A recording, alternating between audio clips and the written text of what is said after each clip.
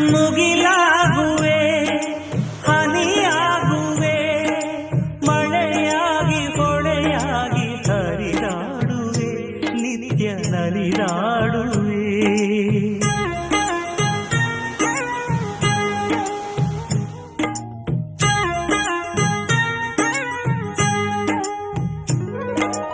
ಉಸಿರಾಗುವೆ ಹಸಿರಾಗುವೆ ಬರನಿಗಿ ತಂಪಾಗಿ ಕಡಲಾಗುವೆ ಅಲ್ಲಿ ಅಲೆಯಾಗುವೆ.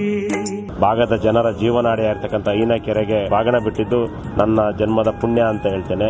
ಇತಿಹಾಸವಿದೆ ನಮ್ಮ ಕುಟುಂಬಕ್ಕೂ ಕೆರೆಗೂ.